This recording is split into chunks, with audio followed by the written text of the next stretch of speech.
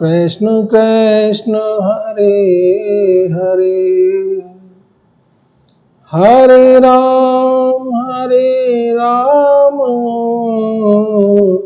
राम राम हरे हरे, हरे कृष्ण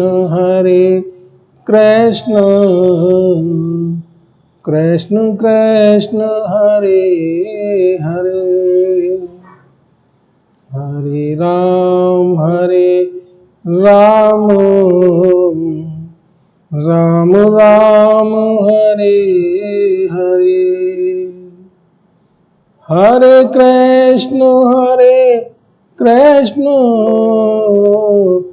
कृष्ण कृष्ण हरे हरे, हरे राम राम राम हरे हरे, हरे कृष्ण कृष्ण कृष्ण हरे हरे। नमस्कार। श्री बिहारी जी की बैठक में आपका स्वागत है। मैं हूं शैलेंद्र कुमार भारद्वाज और भगवान श्री कृष्ण को मैं अपना गुरु मानता हूं, और जो कुछ समझ पाया हूं, जान पाया हूं या देख पा रहा हूं, वो आपकी सेवा में प्रस्तुत है। सबसे पहले मैं उस विषय को बताऊं जिस पर हम चर्चा करते हैं। इसको हम इंग्लिश में बोलेंगे स्पिरिचुअलिटी, और हिंदी में तो अध्यात्म सब जानते ही हैं, कोई बात नहीं, सब जानते हैं। ये जो स्पिरिचुअलिटी है, इसके 3 कंपोनेंट हैं। पहला कंपोनेंट है मैं स्वयं, अपने आप को समझना। दूसरा कंपोनेंट है कि मेरे आसपास जो संसार छितरा पड़ा है, जो संसार है, उसको समझना। और तीसरा कंपोनेंट है, या तीसरा पार्ट है, कि इन दोनों पर जो नियंत्रण रखता है, जो संचालित करता है, उसको समझना, उसको देखना।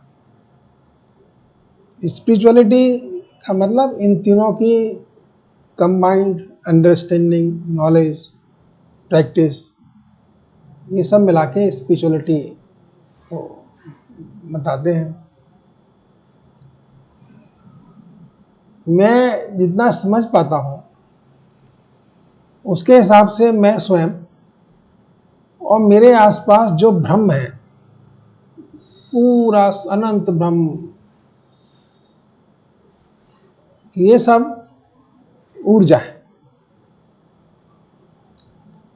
और जैसा कि विज्ञान ने अभी ये प्रूव किया है, यूनिफाइड थ्योरी के हिसाब से और सनातन धर्म की मान्यताओं के हिसाब से भी सर्वत्र ऊर्जा ही व्याप्त है, और इसी को आदि शक्ति माता भवानी बोला गया है।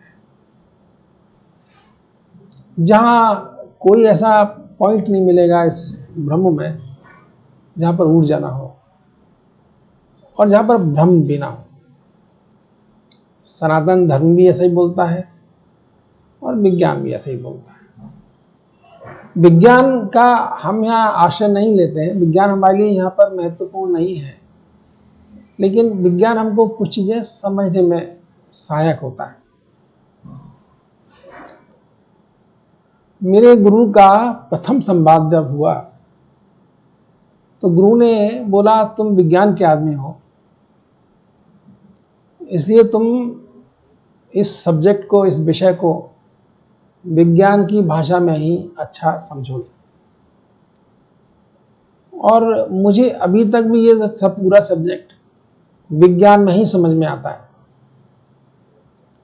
हम जैसे पिछले वीडियो में एक बार चर्चा कर चुके हैं, जड़ और चेतन पदार्थों में या एंटिटीज में या प्राणियों में कोई बहुत अंतर नहीं है।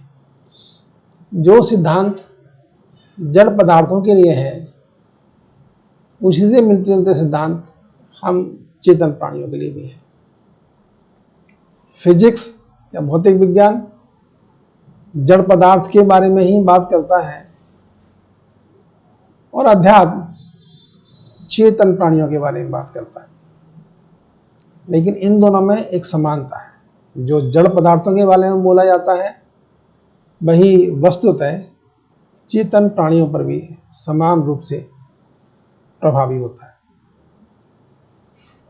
जैसे मैंने कहा कि मैं देख पाता हूं, मैं समझ पा रहा हूं कि पूरा ब्रह्म ऊर्जा है, ऊर्जा ही ऊर्जा है। और यही ऊर्जा जब आकार ले लेती है तो जड़ बन जाती है, सॉलिड बन जाती है, सगुण बन जाती है। और जब यही ऊर्जा विलुप्त हो जाती है, दिखाई देने से बंद खत्म हो जाती है, तो निर्गुण बन जाती है। तो ये सकल ब्रह्म अनंत, असीमित, गुण और रूप से परे ऊर्जा है। और ऊर्जा ही ऐसी चीज है जिसको हम सिर्फ महसूस करते हैं, देख नहीं सकते, हमको दिखाई नहीं देती। हमारे आसपास अगर हम बात करें तो बिजली भी घूम रही, इलेक्ट्रिसिटी भी है, लेकिन इलेक्ट्रिसिटी हम देख नहीं पाते। हम इलेक्ट्रिसिटी के प्रभाव से यंत्रों को संचालित होते देख सकते हैं, लेकिन हम इलेक्ट्रिसिटी को नहीं देख सकते। हमको ये ज्ञात है कि जो टीवी है, मोबाइल है, जो कुछ वाईफाई है, जो कुछ भी है, ये सब तरंगे ही प्रेषित कर रहे हैं। तरंगे मीन्स ऊर्जा। लेकिन हमें कोई भी ऊर्जा वस्तुतः हमारी आंखों से दिखाई नहीं देती है। किसी यंत्र के माध्यम से ही हम इसका बोध कर पाते हैं। तो एक तो ये हुआ क्या कि ये मेरे समझ से ये है और कि सर्वत्र ऊर्जा ही ऊर्जा है, अनंत ऊर्जा है, और मैं इस ऊर्जा क्षेत्र में ही स्थित हूं अपनी कुछ ऊर्जा के साथ। ये तो मेरा स्वरूप हो जाता है। अब मैं इस सकल ऊर्जा क्षेत्र में दो स्तंभों को देख पा रहा हूं। ऊर्जा के दो स्तंभ हैं, विशाल अनंत ऊर्जा के। एक स्तंभ है जिससे ऊर्जा निकल रही है, निर्गत हो रही है, और दूसरा स्तंभ है जिसमें जाके ऊर्जा समाहित हो जाती है। बगैर दो स्तंभों के ऊर्जा का प्रसारण और प्रचलन नहीं हो सकता। ऐसे दो स्तंभ हैं। एक स्तंभ एक्टिव है और दूसरा स्तंभ पैसिव है। एक स्तंभ क्रियाशील है जहां से ऊर्जा निकल रही है, और एक स्तंभ निष्क्रिय है। और ये ऊर्जा का चक्र है, चलता रहता है। जैसे और चक्र हैं, ऐसे ये भी ऊर्जा का एक चक्र है। एक स्तंभ से ऊर्जा निकली, दूसरे स्तंभ में गई, वहां से फिर वापस उसी प्रथम उसमें आ गई, चक्र में, स्तंभ में, फिर आगे बढ़ी। तो ये ऊर्जा चक्र है।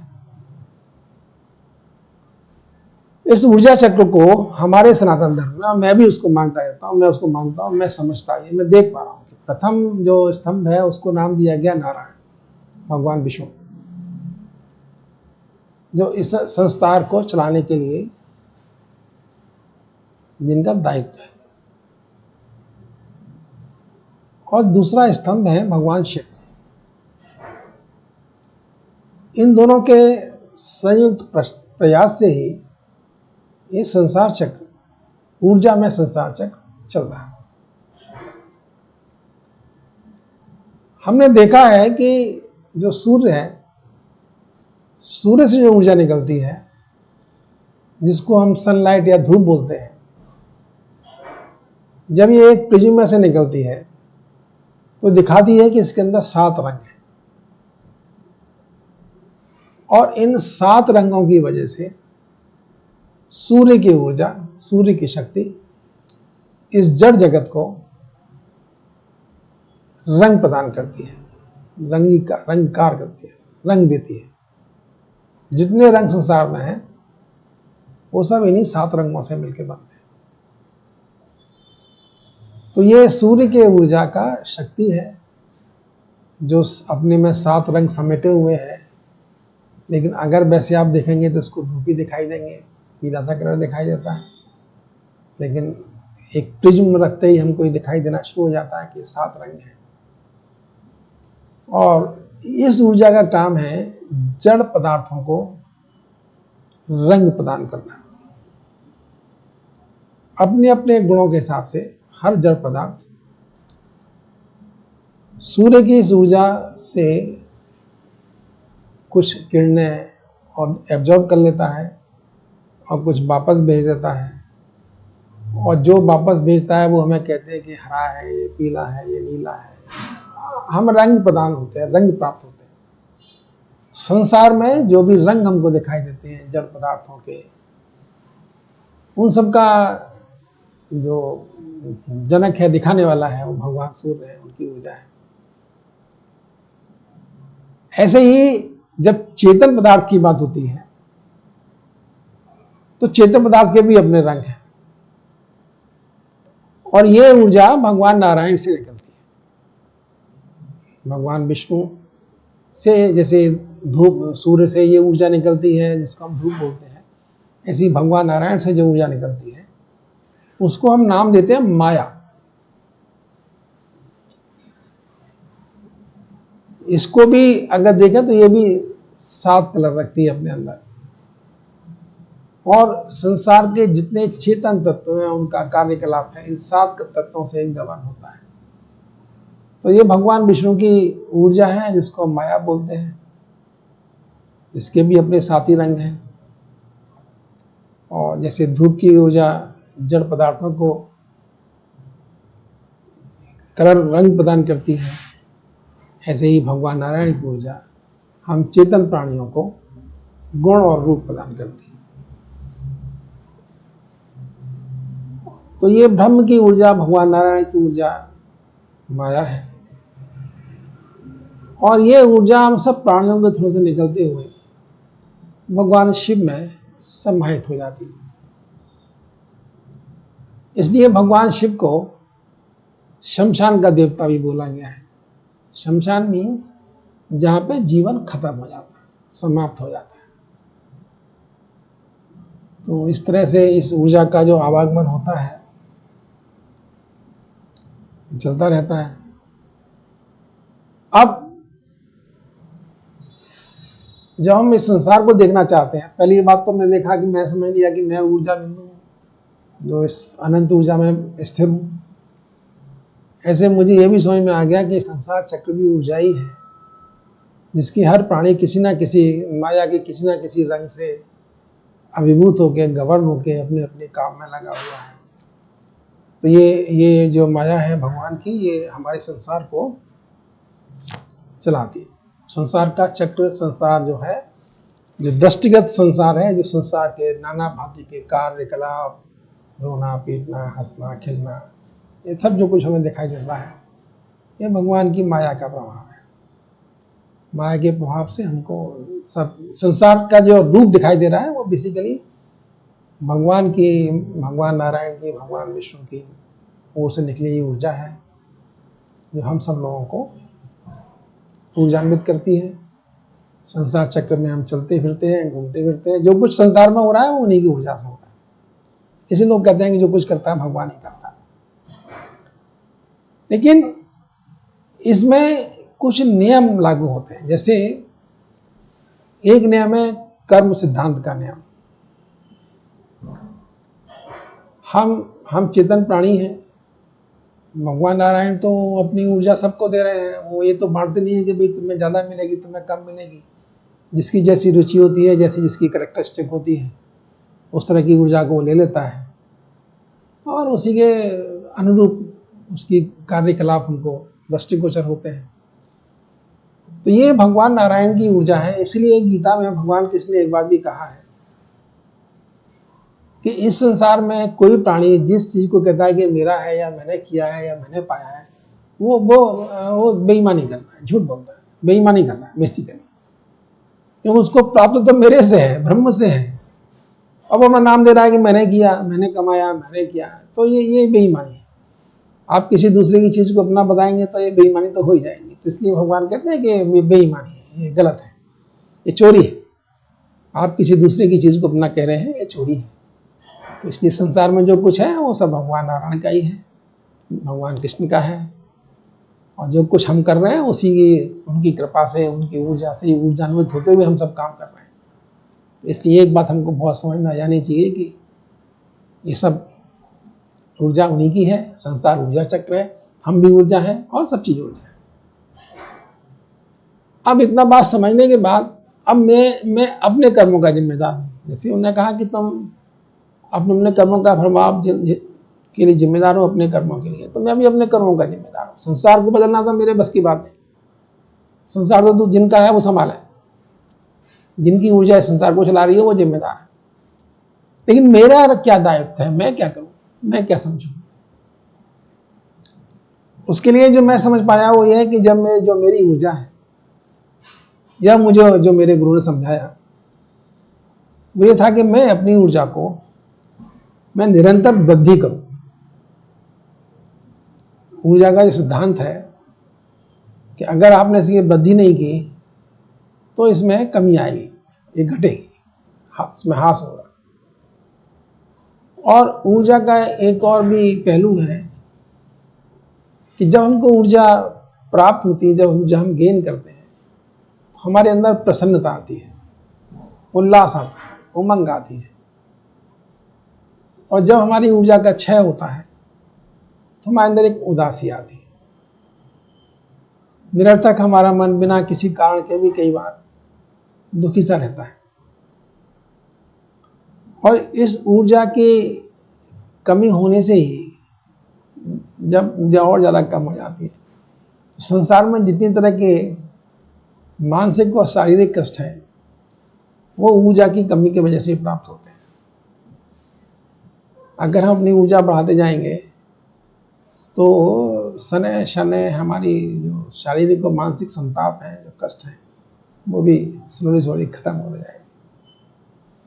तो जो रामचरितमानस की चौपाई है ना, दैहिक दैविक भौतिक तापा, राम राज का ऊनी व्यापार। तो भगवान राम और नारायण के अंश हैं, रूप हैं, अवतार हैं, ब्रह्म हैं, अनंत ऊर्जा के स्वामी हैं। तो जो भगवान राम के राज्य में रहने वाले लोग हैं उनको कोई किसी तरह का ताप कैसे हो सकता है, क्योंकि जब ऊर्जा है उनके पास, भगवान राम के पास अनंत ऊर्जा है और वो उनकी ऊर्जा, उनके विकरण उसको प्राप्त हो रहे हैं हर प्राणी को, तो वो उसे कोई संताप नहीं हो सकता। तो बेसिकली ऊर्जा का सिद्धांत हमको यही कहता है कि अगर हम अपनी ऊर्जा को बढ़ाते हैं, ऊर्ध्वगामी करते हैं, तो हमारे भी दैहिक दैविक और भौतिक ताप कम होते जाते हैं और अंतर्गोपता जितना हम भगवान के पास पहुंचते जाते हैं, ईश्वर की तरफ उन्मुख होते हैं। ऊर्ध्वगामी का मतलब हमारी चेतना शक्ति का प्रभाव ईश्वर की तरफ मुड़े, और जितना हम ईश्वर की तरफ मुड़ते जाते हैं, जितने हम उसके नजदीक होते जाते हैं, उतने ही हमारे ये तीनों तरह के ताप, दैहिक दैविक और भौतिक, समाप्त कम होते जाते हैं, कम होते जाते हैं। और संभवतः एक दिन ऐसा भी आ जाता है जब ये नहीं रहते, तब आपके पास सिर्फ प्रसन्नता रहती है, खुशी रहती है, प्यार रहता है। आगे फिर बोलेंगे। नमस्कार, जय श्री कृष्ण।